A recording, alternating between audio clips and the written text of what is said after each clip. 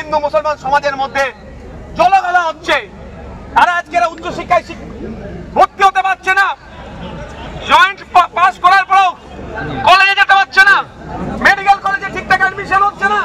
এই যে অবস্থা হচ্ছে, আমাদের আন্দোলনে খুশি নেবে তাহলে কি এই আন্দোলন চলবে না বন্ধ হবে? 2 দিন জেলে গিয়েও কি বন্ধ হয়ে যাবে? সবাই কি জেলে যাবার জন্য তৈরি আছে? আগামী দ্রুত আমরা ঘোষণা দেব ধর্ণা মঞ্চের জন্য। সেই দিনকে দেখবো বাংলার কত মানুষ এই ধর্ণা মঞ্চকে সাপোর্ট করে এই আন্দোলনে আমাদের পাশে থাকে। সেদিনকে আপনাদের সাথে আবার দেখা হবে। আমরা জানেন যে এই আন্দোলনে আমাদের উপরে যেভাবে টানা হিচড়া করে মানুষ, মাননীয় পুলিশ প্রশাসনকে জানতে হবে এ দাড়িওয়ালা টুপিওয়ালারা এ ভারতবর্ষের আন্দোলনের জন্ম দিয়েছে। আর মসজিদের ইমামদের উপরে হাত, মসজিদের ইমামদের জেল, মসজিদের ইমামদের কাস্টাডি। আর দুয়াত করার সময় মসজিদের ইমামদের কথা মনে পড়ে না? আজকে সিদ্দিকুল্লাহ নয়, সারা বাংলার 1.5 লক্ষ ইমাম মুয়াজ্জিন পাশে আছে। এটা কিন্তু পুলিশ মন্ত্রীকে জেনে রাখতে হবে। সবাই ভালো থাকবেন। আগামী আন্দোলনের ডাক দিয়ে আপনাদের কাছ থেকে এটি করলাম। ইন্ডিয়ান ইউনিয়ন মুসলিম লীগের ভিডিও সেভ হচ্ছে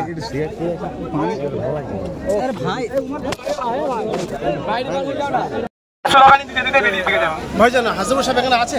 এখানে হাসিবুর সাহেব এখানে আছে তো? হাসিবুর রহমান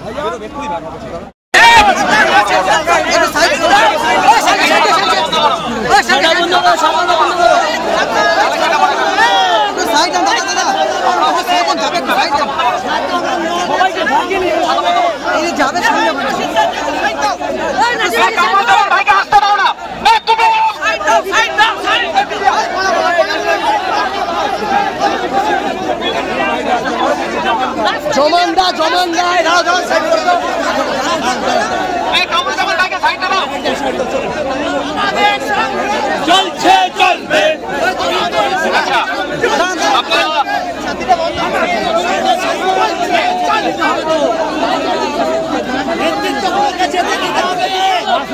আরে যেতে না দিকে যেতে দেবেন, আমরা সব ভিড় করছি সামনে। যেতে না দিকে যেতে দিতে হবে।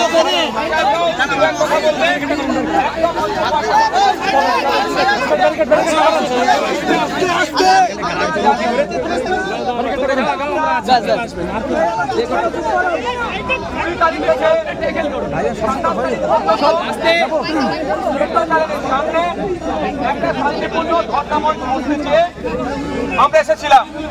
দুর্ভাগ্য আমাদের রাজ্য প্রশাসন, রাজ্য সরকার প্রশাসনকে কাজে লাগিয়ে আমাদেরকে টানতে টানতে শান্তিপূর্ণ ধর্ণা মঞ্চে বসতে না দিয়ে তুলে নিয়ে গিয়েছিল।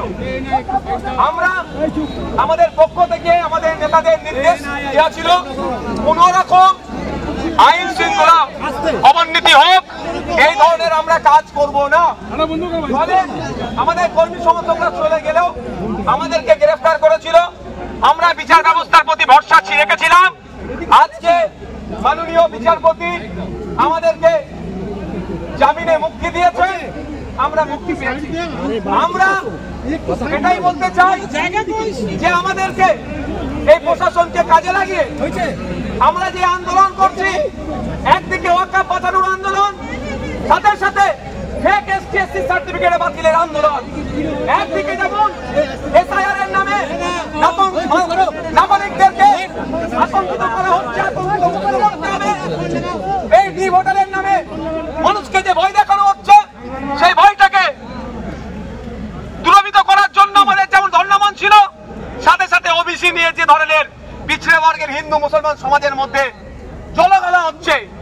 তারা আজকে উচ্চশিক্ষায় ভর্তি হতে পারছে না, জয়েন্ট পাস করার পরেও কলেজে যেতে পারছে না, মেডিকেল কলেজে ঠিকঠাক অ্যাডমিশন হচ্ছে না।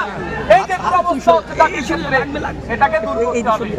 আর আমরা দাবি রেখেছিলাম বিভিন্ন রাজ্যে যেভাবে বাঙালি পরিযায়ী শ্রমিকদের উপর অত্যাচার হচ্ছে, ওটা বন্ধের জন্য দুর্ভাগ্য আমাদেরকে করতে দেয়নি, তুলে নিয়ে এসেছিল। আমরা জামিনে মুক্তি পেয়েছি। আমি এখানে আমাদের লিডাররা ছোট্ট ছোট্ট গুটি কয়েক কথা বলবে, কারণ এখানে যে লিডাররা আছে তাদের ভক্তরা এখানে এসে উপস্থিত হয়েছে। লিডাররা যে বার্তা দেবে সেগুলো আমরা কি করব, আর আগামীর জন্য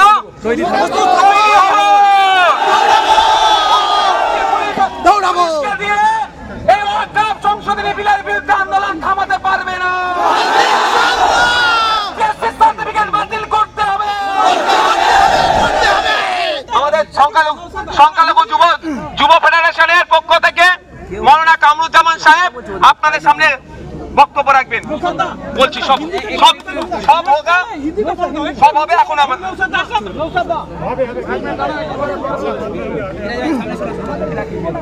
শোনেন না, একটা কথা বলি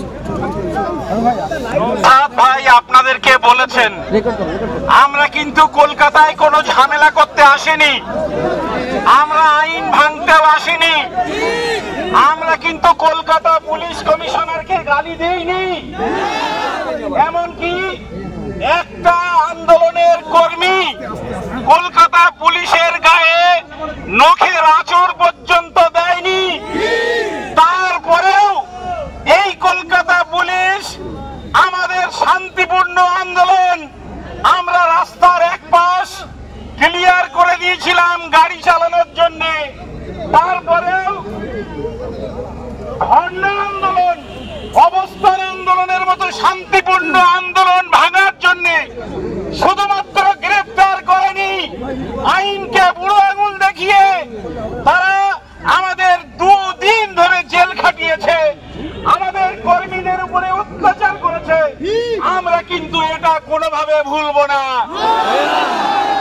পুলিশ আমাদেরকে বলছিলেন আন্দোলন করলে গ্রেফতার করব, মুখ্যমন্ত্রী বলেছেন ওয়াকফ নিয়ে আন্দোলন করলে আমার থেকে বড় শত্রু আর কেউ হবে না।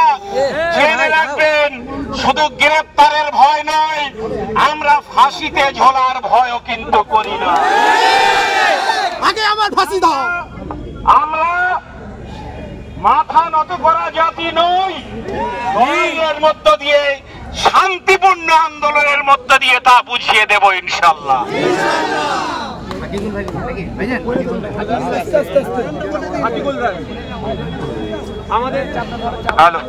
আমাদের মধ্যে এখন সংক্ষিপ্ত আকারে বক্তব্য দেবেন এসডিপিআই এর রাজ্য নেতৃত্ব হাকিকুল। ভাই মোবাইলটা একটু নিচু করো তুমি। দাদা আপনারা সকলেই জানেন আমাদের কালকের যে লড়াই ছিল, সেই লড়াইয়ে যে কটা দাবি ছিল তার অন্যতম দাবি যে বাঙালি শ্রমিকরা বাংলার বাইরে যে লাশ হয়ে ফিরছে, সেই লাশ তুমি সব দিকে ঘুরছো কিন্তু লাশের পরিবারের মানুষ আমরা, তাই তাদের জন্য কান্নাকাটি করব। কিন্তু দিদির পুলিশ বাঙালি শ্রমিকদের পাশে দাঁড়িয়ে তাদের হয়ে কান্নাকাটি করার জন্য আমাদেরকে অনুমতি দেয়নি। আমাদেরকে অন্যায়ভাবে গ্রেফতার করে 24 ঘন্টা আটকে রেখেছে। কিন্তু এই দিদির পুলিশকে যারা চটি দেখিয়েছে তাদেরকে দিদির পুলিশ কিছু বলেনি, তাই তার জবাব আমাদেরকে 26-এর ইলেকশনে দিতে হবে।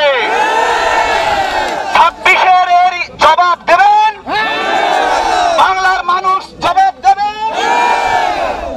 পরিযায়ী শ্রমিকরা ইনসাফ পাবে, বাংলার বাইরে থেকে কেউ লাশ হয়ে বাংলায় ফিরবে। আমাদের দাবি একটাও ডেড বডি বাংলায় ফিরতে পারে না, তাই 26-এ এর উপযুক্ত জবাব হবে। ধন্যবাদ।